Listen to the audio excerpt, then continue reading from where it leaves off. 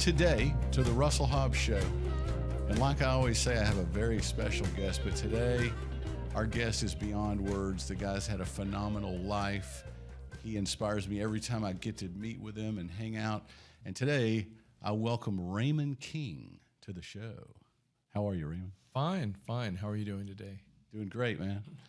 So we've known each other, I don't know, a couple of years, and you're involved in so many really cool things. Acting, movie production, you know, both sides of the camera.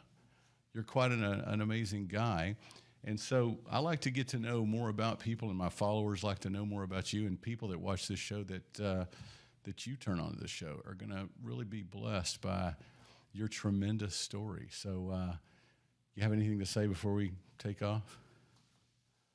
No, other than what I'm doing right now was never on my radar screen.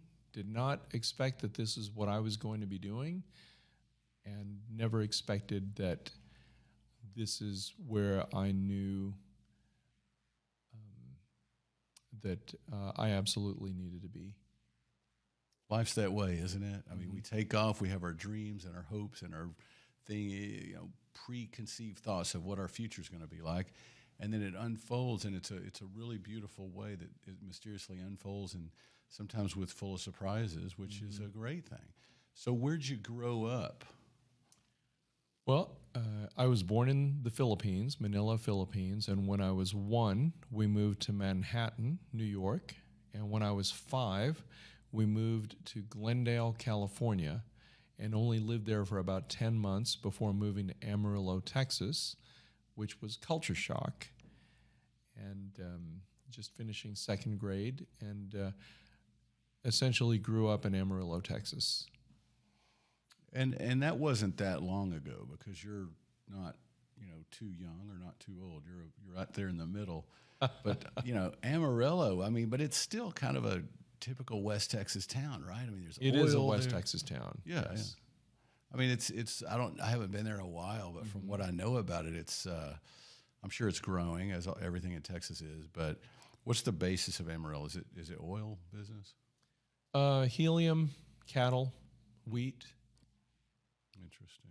And there's the Pantax plant there. That's where they make nuclear warheads. Some people call Amarillo Bomb City. And it was actually listed as one of the top, in the event of a nuclear strike, that was actually one of the top targets, because that's where the warheads are assembled, at the Pantax plant. I never knew that. Yeah. That's good to know. Thank you.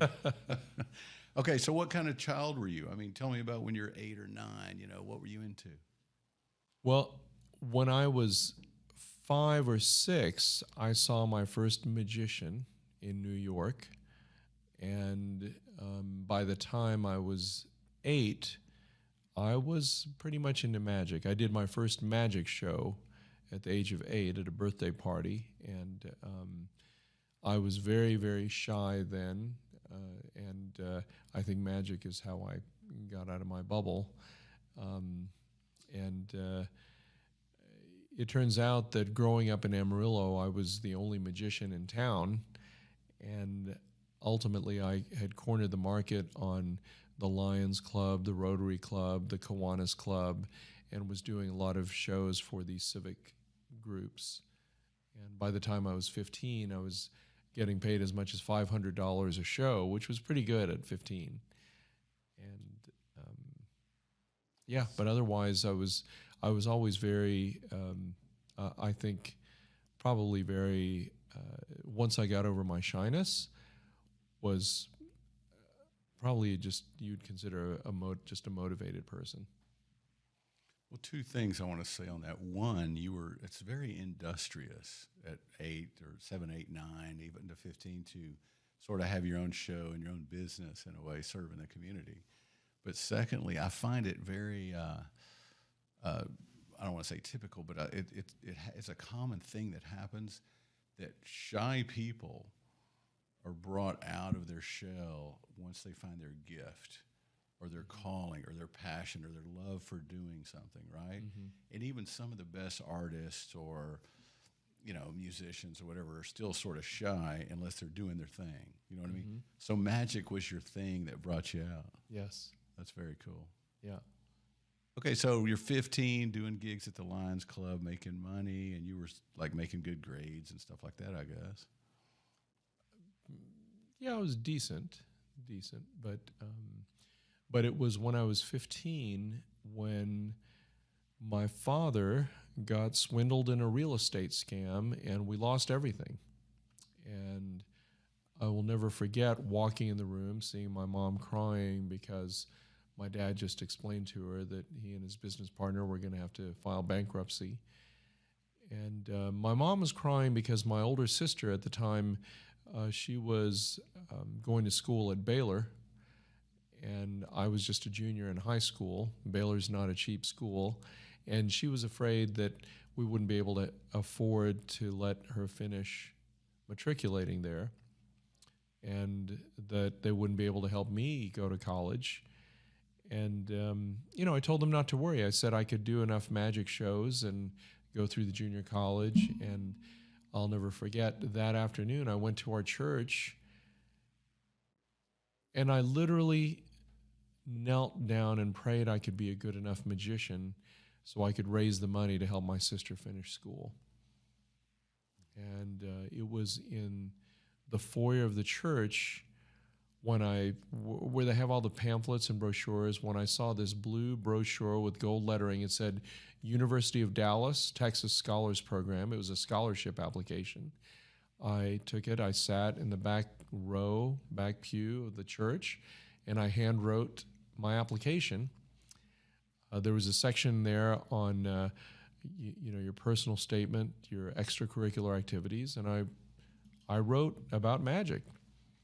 Well, I mailed it the next day, and 6 weeks later, I got an interview. The first question they asked me was, Raymund, can you show us a magic trick? And of course I did. And 4 weeks later, I got a letter in the mail. It said, Dear Mr. King, congratulations. We are pleased to offer you a 4-year full tuition scholarship to the University of Dallas. And it was truly at that time when it was written on my heart that you could fall to your knees and pray for what you think you want, but if your intentions are right with God, He'll give you exactly what you need, and you don't even have to worry about it. You better believe that was not what I expected at all. I did not expect a full ride to college, but that was what happened. And that year, they only offered one full ride and 2 half scholarships. That year, I had so much gratitude in my heart that I knew when I went into college, I would go 110% with whatever I did. So I started out as a lit major, and by my second year, I was a all-out philosophy major. By my third year, I was a foreign language major, and I finished off as a biology major.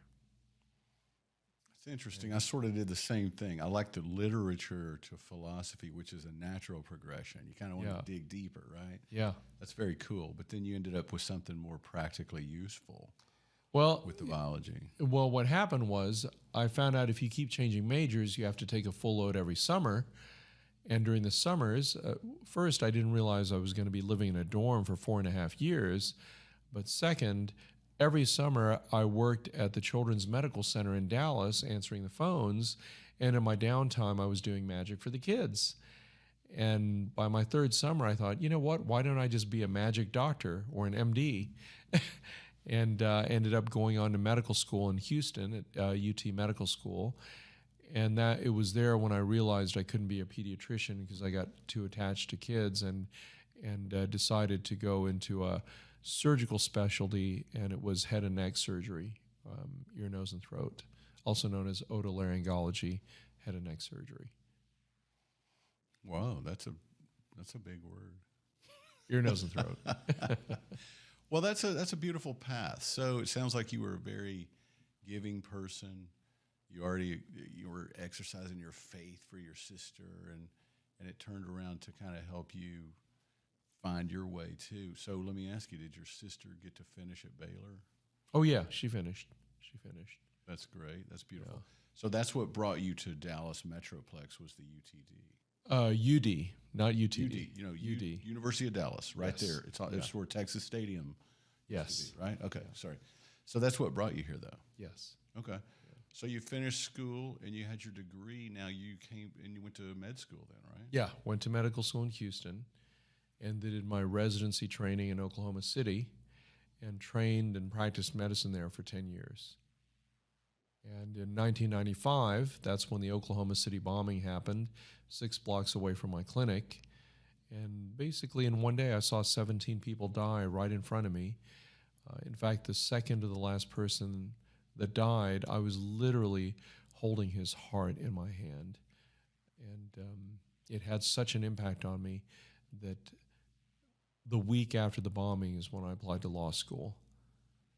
Okay, we need to know more about that because you told me this story once that, so you were working like, did you say 6 blocks from the bombing? Yeah. And so when the disaster like that happened, everyone was all hands on deck, right? Because so the hospital just turned into, like in the movies, you know, it was the disaster relief center or whatever. So tell me about that day and that moment, and how did that help change? How did that direct your career course then? Well, you need to realize at this time, you know, I was a chief resident, which is your last year of training, and you are essentially you're basically running the sections as if you were an attending doctor. They treat you like you've already graduated, and so you're given a lot of responsibility. When the bomb went off that day, that was April 19th, 1995, there was a glass sky bridge that connected our administrative offices to the hospital. I was in the middle of the sky bridge when the bomb went off 6 blocks away.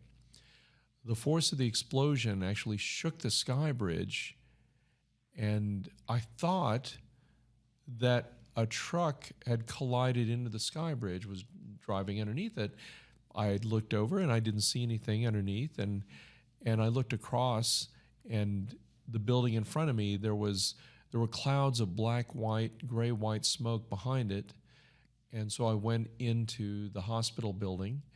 I went to the 3rd floor where my clinic was. I turned on the TV in the waiting room, and sure enough, they had aerial view coverage of the Murrah building, the federal building, and they said, yes, there's been an explosion. So the first thing I did was I called my parents in Amarillo, said, hey, Mom, Dad, everything's okay.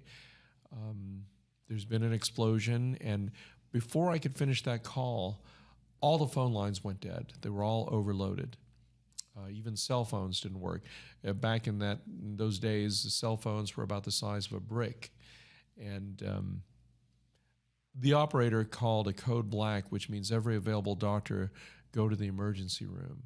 So there was about 100, 120 of us in our green scrubs, white lab coats.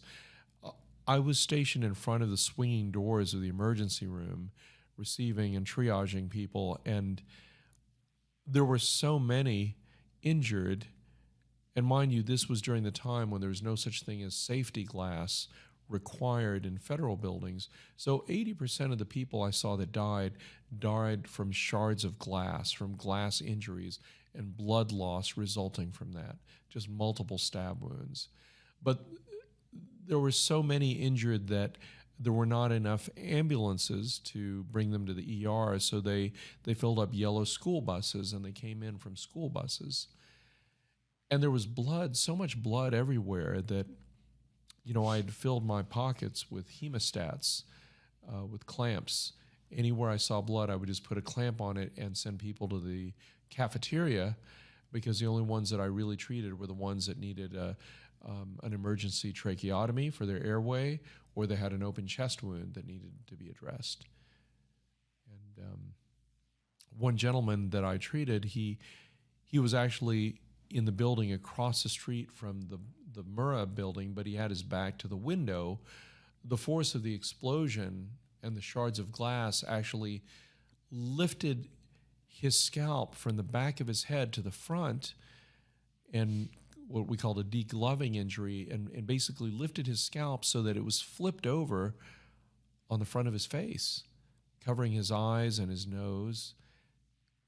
I took this blood-soaked towel, lifted it from his face. I gave him some morphine and carefully replaced the scalp back onto the skull.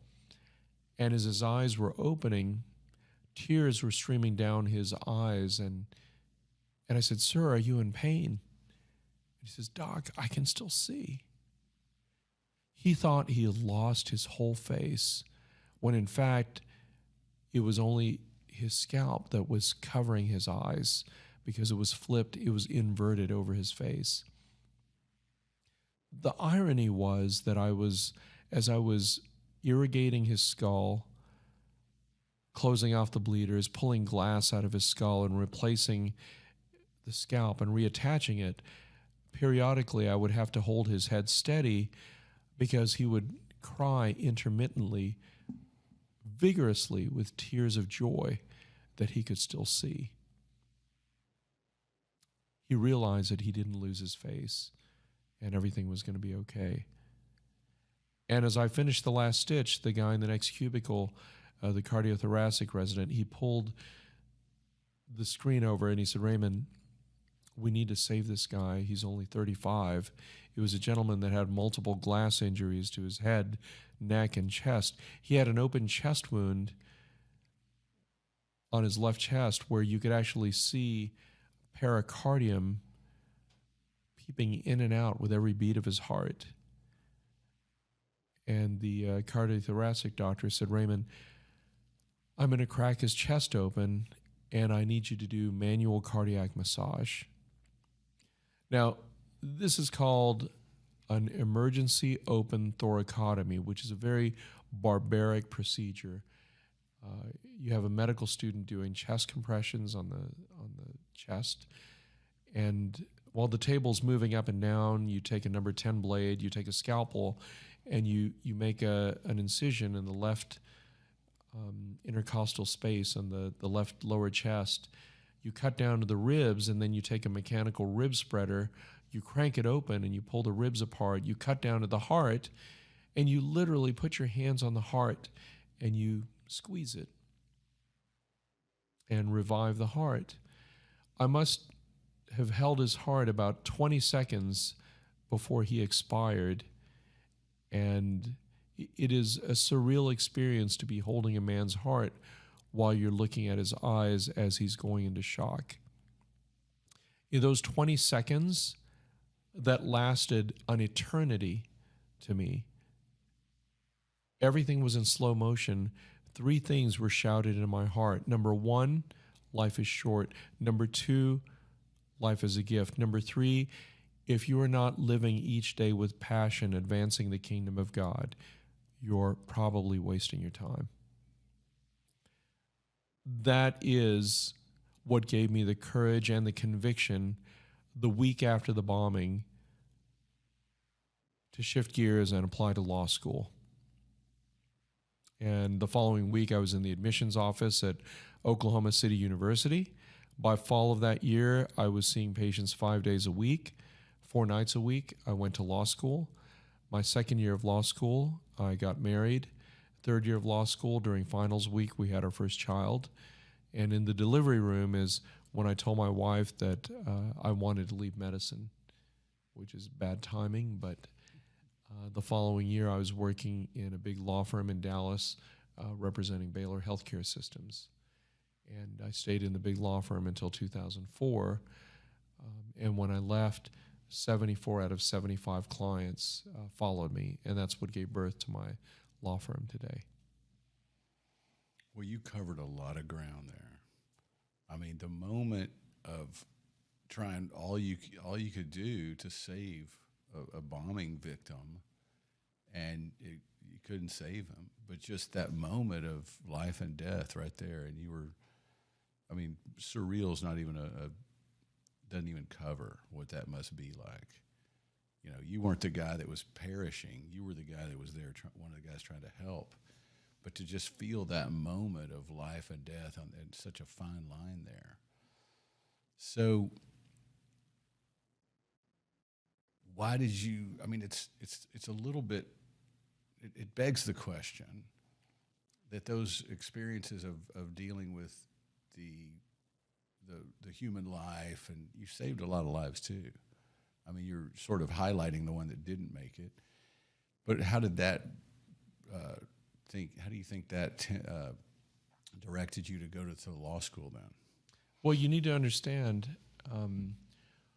when my dad had that financial catastrophe when I was 15, it was very devastating to him emotionally, and he became a workaholic. After that, I could count on one hand the time I spent with my dad, and my surrogate father became my grandfather. And my grandfather, who was an attorney, and I were so close that at his funeral I didn't even cry, because we'd already told each other everything we were going to say. And I knew that it was going to take something bigger than death to take him away from me.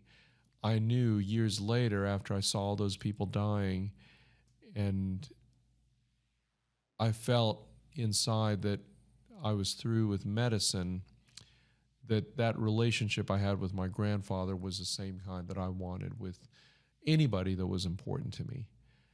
And it seemed like a logical step, and something that I learned from my role models.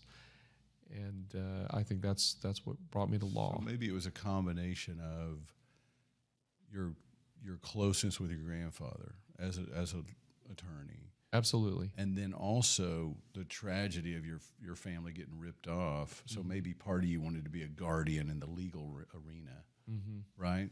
Yeah. So you could help people in that way by knowing the laws and how to protect. Because now, I mean, we started just talking about, your early life and this great event, in the 90s that you went through. But, I mean, presently you're a entertainment attorney. Yes. I mean, you're a producer, actor. You're in a lot of different capacities. You're in show business.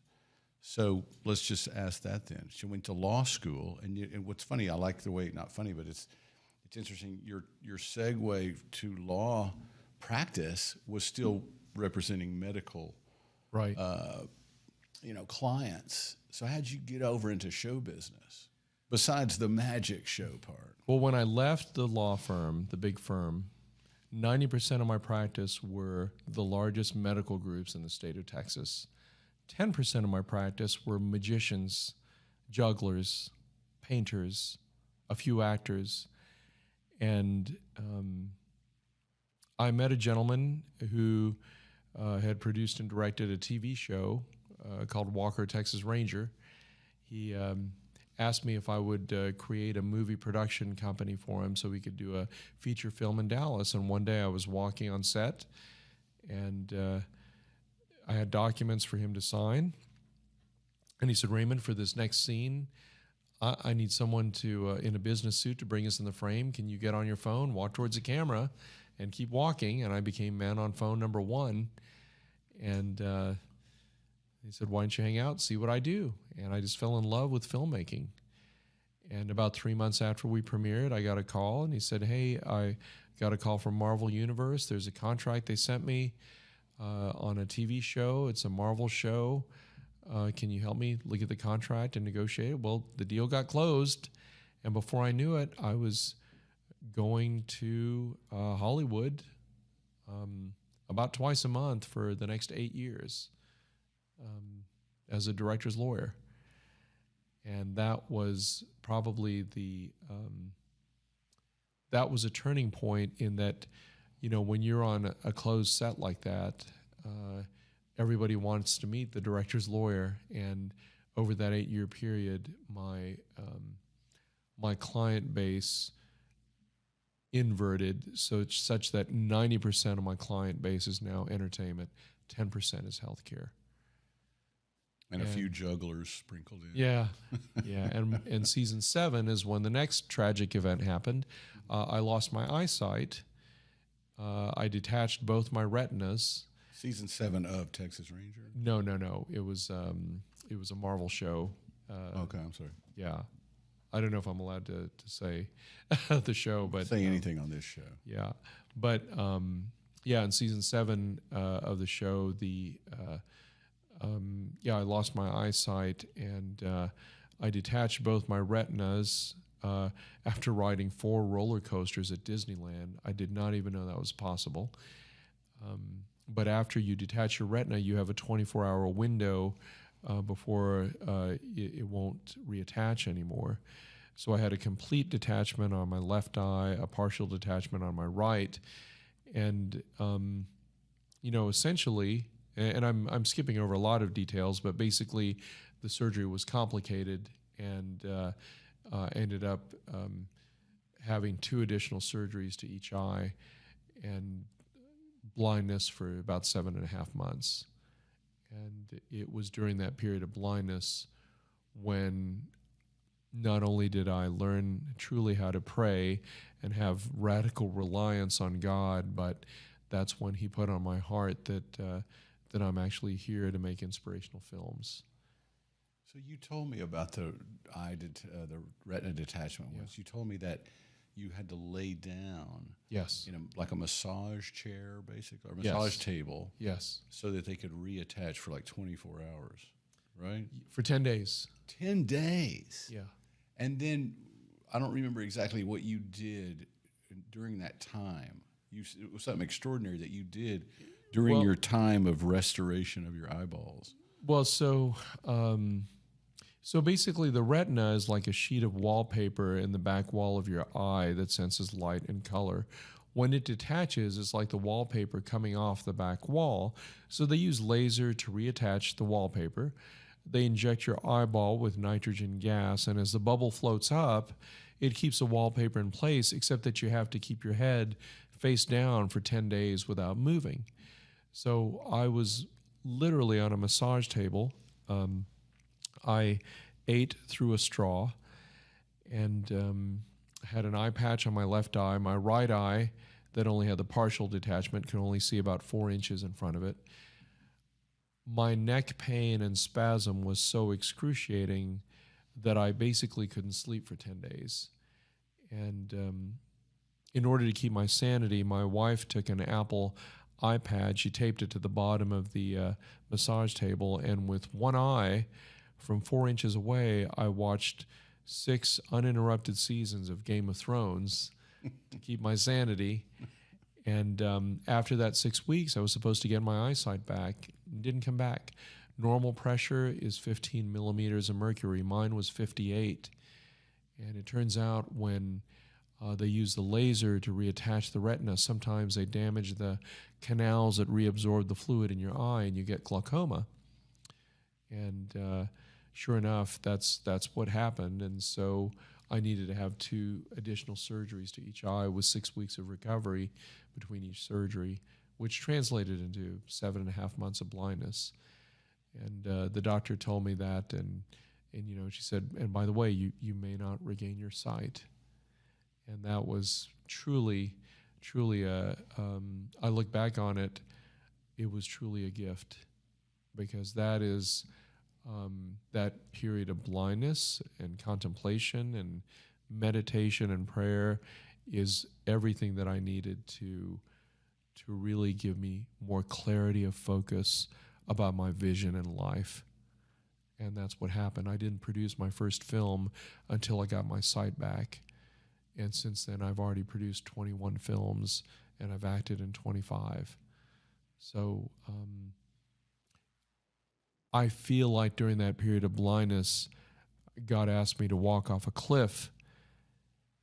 And every time I take a step off that cliff, earth forms underneath my feet. And it's happening so frequently that I don't even look down anymore. I just keep walking where He's asking me to walk. And everything just unfolds magically, if you will. And I'm not even asking any questions. I'm just moving forward. The great magician is with you. Yeah, right. Well, that's beautiful. And by great magician, I mean real magic. Yeah. The real stuff. Well, I mean, I don't know the adjective to use. amazed at some of your experiences, and I love the way, and that people talk about this stuff all the time. It's easy to put little things on social media about how the hardest trials that we go through can be the most fruitful time in our lives, and we learn to know God in the valleys, and it's really true. But I mean, your experiences are beyond that in a way. I mean, blindness for 6 or 7 months. It was not fun. But but see, the thing is, you had your eyes your whole life. Mm-hmm. It's so different than someone that never had eyesight. Mm-hmm. So that's got to be so scary and sort of claustrophobic when you first entered into that. And you're forced to pray and just be so dependent on the living God there. I can imagine. Yeah. It's so beautiful. Yeah. So in that time, that cocoon, you sort of got a new vision. Mm-hmm. And you came out and wanted to make your own moving pictures, I guess. Mm-hmm. Right. But I think it's because when that last surgery happened and I got my eyesight back, I had so much gratitude and continue to have so much gratitude, but also feel a sense of responsibility about what I put out in the media. And that's why the films that I work on, that I produce, the model that I've developed, they benefit charities, but we produce inspirational films, primarily that benefit charities, and that's basically it. Well, I mean, it's a great thing because people want to be entertained. Mm-hmm. Our society, and really all over the world, everybody's addicted to art, entertainment, stimulus, Mm-hmm. And so if the message there can be inspirational, one of hope, then you're literally saving lives, because so much media is dark, and it's discouraging to see the popularity of so much dark stuff that's being put out there. But I think we underestimate the impact that media with light in it and truth and inspiration affects people.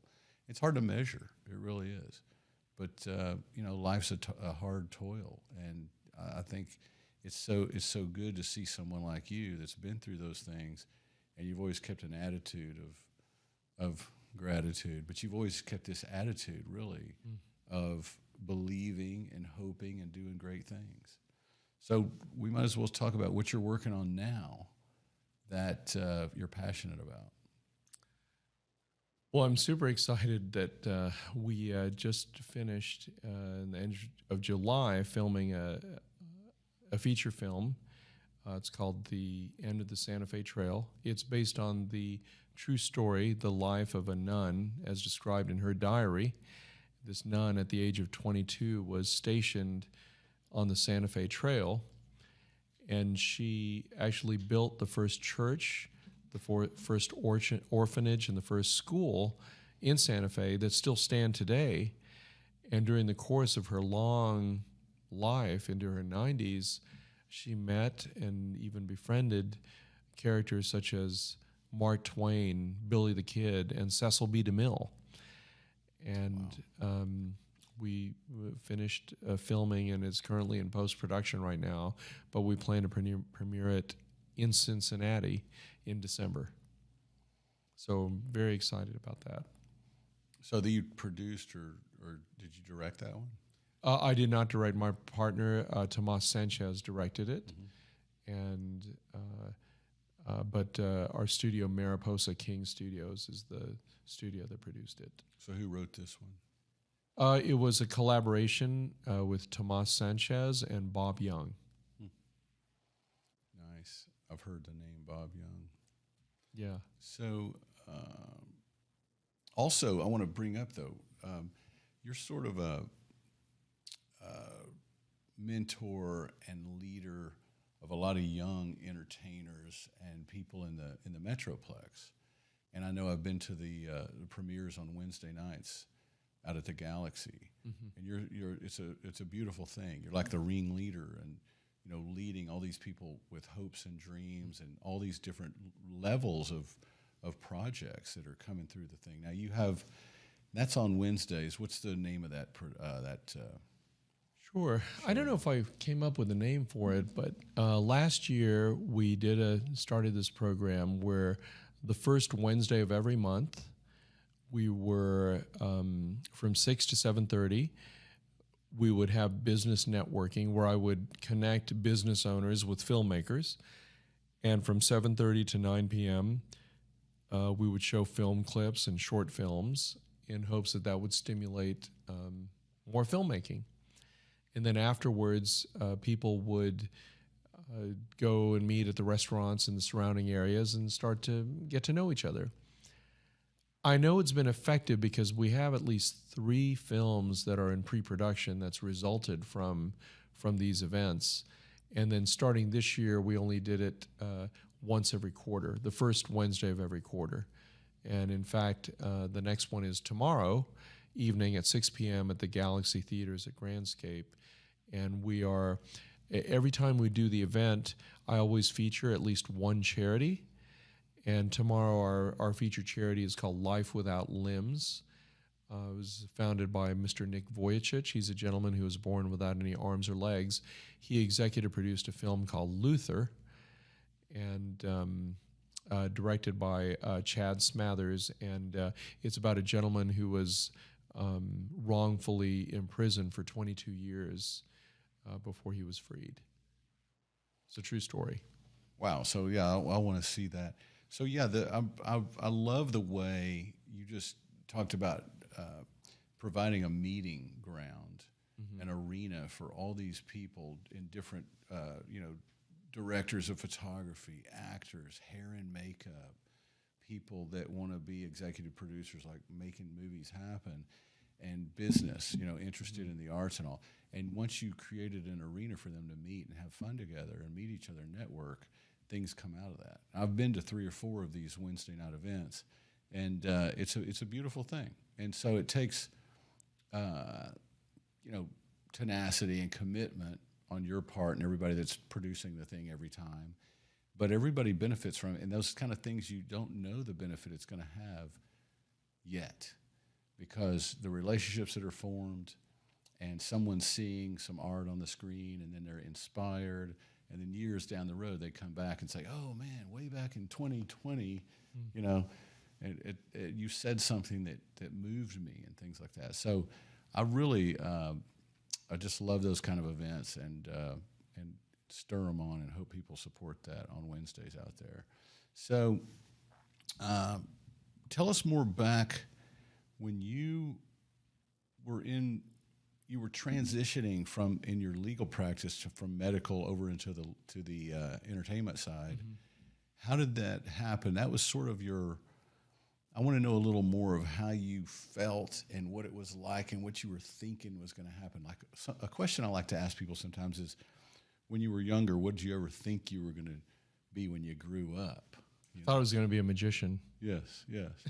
So with you, I'm sort of rephrasing that question as, when you were right there at that, and you're telling your wife, "Hey, I want to go to law school instead of being a doctor," and then you got out and you started working on the Texas Ranger Productions. How did that come together? It wasn't the Texas Ranger Productions. It was a Marvel show, right? But it was after Texas Ranger. Yeah, but it was right there when you started working with the same guy that did Texas Ranger. Yeah. And so how did that come together? I mean, how did you, because the reason I like to focus on these things, a lot of people have dreams of being somewhere in arts and entertainment, but they still have their day job. Mm-hmm. You know what I mean? And you know that you've got to keep your day job and be diligent and work on your craft and learn, and you kind of got to do both at the same time. Yeah. So it must have been like that for you there. So let me tell you what happened. 10 years as a surgeon, you're making almost $500,000 a year. Your first year as a junior associate lawyer, $55,000 a year. It was like falling off a financial cliff, and I had $130,000 of student loans to pay off when I changed careers. Not a good financial move. I basically could not afford to stop practicing medicine. So on the weekends, I was moonlighting in the emergency rooms, and during my lunch breaks, I was seeing patients for Social Security disability. I was working 7 days a week, and about 8 months into it is when I burned out. And I found myself on the 39th floor of the tallest building in Dallas at 3 o'clock in the morning typing a brief while my wife was home alone with a newborn. And I literally fell to my knees and I wept and I asked God, what have I done? Did I just destroy my future? But not only that, the future of my wife and my son. Was this PTSD? What happened? I'm working 7 days a week just to make the minimum payments on my student loans. And in my prayer, I asked for guidance. I asked for answers. I just asked for strength. And it was that week when the prayer was answered, the managing partner of the firm sent an email out. He said, does anybody know anything about mold? Our insurance company clients are getting sued on toxic mold claims. And I responded, well, I'm an ear, nose, and throat specialist. I know a lot about mold. And for the next 6 months, people started sending me mold cases. And in that 6-month period, I had acquired enough information to be able to write a book on toxic mold litigation. And that was my first book. It was published by the American Bar Association. Miraculously, it was published the same week that State Farm Insurance lost a $32 million verdict in Austin. And as part of their settlement negotiations, they mandated that their claims adjusters in Florida, Louisiana, Texas, and California read my book. I sold 50,000 copies overnight. And that winter, when I got my first royalty check, I opened the envelope in front of my wife. The check was for $128,000. I'd call that a good answer to prayer right there. In one fell swoop, my student loans disappeared. Wow. Both my wife and I fell to our knees in tears. That's when I knew, indeed, my prayer was answered. But here's the thing that I want to share with your listeners is this. That it is very important to pray for help, for assistance, for guidance, but you have to combine prayer with action. There's a friend that I have who lost his job during the pandemic, and he was telling me, that he's looking for a job. And I said, well, send me a resume. I can circulate it around. Fast forward 10 months. He's still without a job. He tells me he's praying for a job. And I said, hey, where's that resume? He says, I haven't gotten around to it yet. And I thought, you know what? I know you're praying, but God isn't going to type your resume for you. You're going to have to lift a finger. You're going to have to put in some effort. You're going to have to meet God halfway. Even Moses climbed at the mountain and scrolled on the tablets, although I think there was some God finger on the tablets. Yeah. But yeah, your point's valid. Sorry. But I guess what I'm trying to impress upon folks is that, yes, it is very important to pray, but you've got to roll up your sleeves and put some effort into it and take some action. It may not even be in the right direction. It may not be in a direction that you think is right for you. But well, that's what Luther, I think, was the one who said, you pray like you cannot work, and you work like there is no God. And in that combination of diligence and faith, great things will manifest. Yeah. No doubt. Yeah, there's we've only got so much time today, so it's hard to go into the whole theology of prayer. And there's a lot of we live in a sort of a Christian culture, and there's so many different variations on what people think by the words when we say pray or faith or these things. So it's good that you're defining that, because it sounds like, I mean, I'm amazed how diligent you've been and a hard worker, and you have a heart for other people. And a lot of these great testimonial stories that you have of these turning points is because of your heart for other people and praying through, but also working very hard. And you've got to have all the combination. I mean, the other day somebody was asking me, how have you been in 25 films? Don't you have to train for that? Well, absolutely. I committed to 14 hours a week for 4.5 years in an acting class while I had a day job.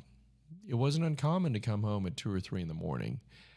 And then I lost my eyesight. And when I got my eyesight back, I studied improv for 4.5 years. And then after that, I've been taking these workshops. And, you know, that especially acting as a discipline, it's one of those things that you can't stop training. You continue to train. And, you know, you continue to perfect the craft. What actors do you have inspired you the most?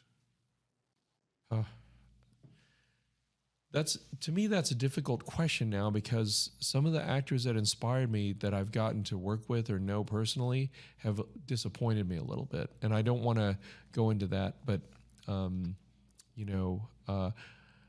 Backstage is a terrible place. Yeah. Yeah, but there are some amazing actors out there, and really, you know, what inspires me the most is really when you can have an authentic performance and you're delivering a good message. That's what's important to me. So when you grew up, when you were young, I mean, what actors, what movies stick out as the ones that maybe moved you or into wanting to be an actor? Oh my goodness.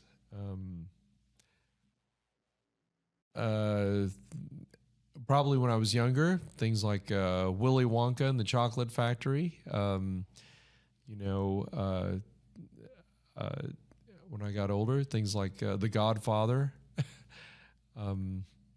series. You know, there were so many things that you watch growing up that impact you. But I think that, you know, at the end of the day, when I came to the realization that, you know, media is something that transcends culture, religion, and politics, it is a very, very strong force that can positively influence the world. No doubt. I think the whole world is unified now in art and just a short film or even a song, or even nowadays a 15-second TikTok video, you know, can unite the world momentarily. So we're at that time in history where it's kind of like the age of narcissism in a way, because everybody's doing their thing to the point where does anybody have time for other people's thing? And yet there are still followers that are being inspired by good art. And when I say art, I'm talking about music, you know, moving pictures, whatever form. So we're getting close to the home stretch here. And you've there's a question I ask everyone. And you've already, it's become so obvious that this reality is a major part of your life. But I do ask everyone this question, and I know this is going to be very easy. What do you think about God? What do I think about God? Yeah. He's my Father. He's my Creator. He sent His Son here to die for our sins. I believe that when, you know, where God made man in His image, I think that is our biggest clue as to how we should live our lives and how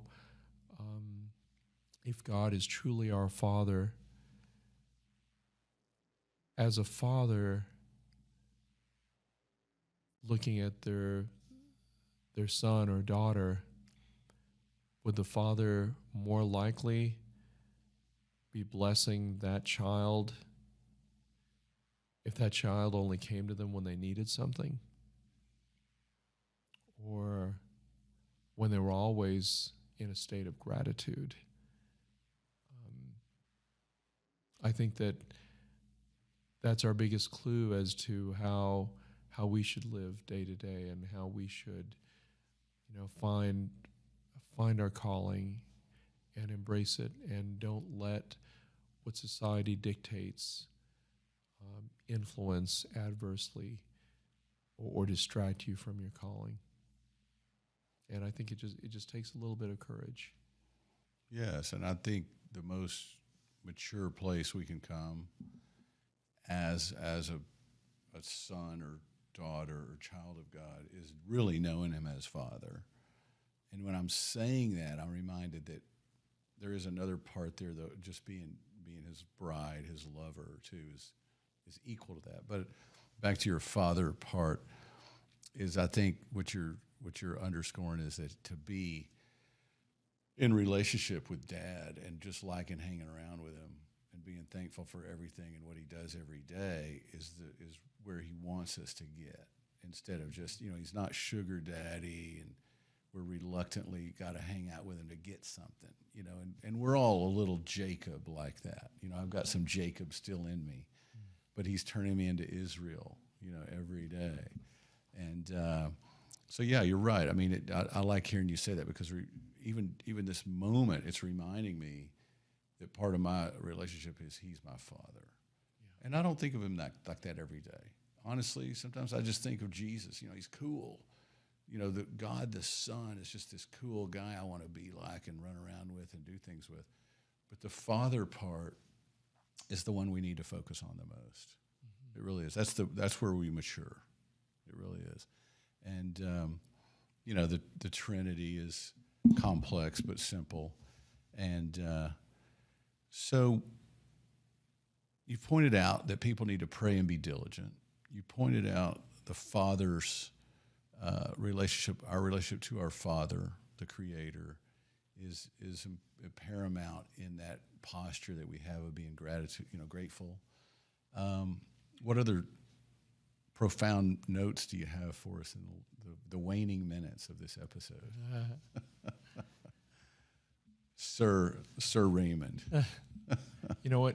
It is okay not to know what happens next. It is okay. I've met so many people along the way. Some people are stuck in the regrets of the past. Some people are so worried about what's happening in the future or what's going to happen tomorrow. And tomorrow might not even come. And they fail to engage in the present with the people that are standing right in front of them. And the present is truly that gift. And I think that's what I want to challenge everyone to be, is just be present. Be present in today. Be engaged. And try as much as possible to live each day excellently, and live each day as if it's your last. Because one day you may look back on it and say, you know what? I had an excellent life, but it's comprised of living each day excellently. Yeah, you know what? Thank you. Just reminded me to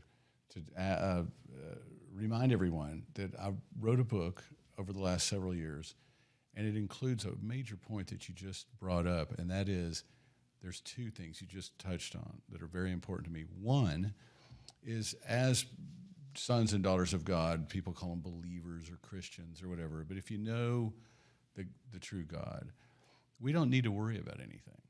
We don't need to try to stress and strive and make anything happen, because all we need to do is remain surrendered and faithful and diligent with our gifting and our calling, and he makes things come together and fall into place when they're supposed to happen, right? But what I wanted to get to that's so important to people that So this is on Amazon and all those different channels. But what I want to say to the universe out there, the humans, is that if you don't believe in God yet, a lot of people don't know God. He's not manifested himself to them yet. You might have been hurt by the church or just treated disrespectfully by Christians or whatever, and the whole thing just seems like a big scam. That's okay too, because everybody, I believe in God's sovereignty. I think everybody today is in their path. He's keeping us all going. You know, it's funny how the human race goes to sleep at night, gets up and gets back to work every day like children, you know, and the great shepherd's watching over. And just because you don't know him yet, it's okay. In a certain time, maybe some people have talked to you and planted seeds. In a certain time, it'll all fall together. It'll come into place.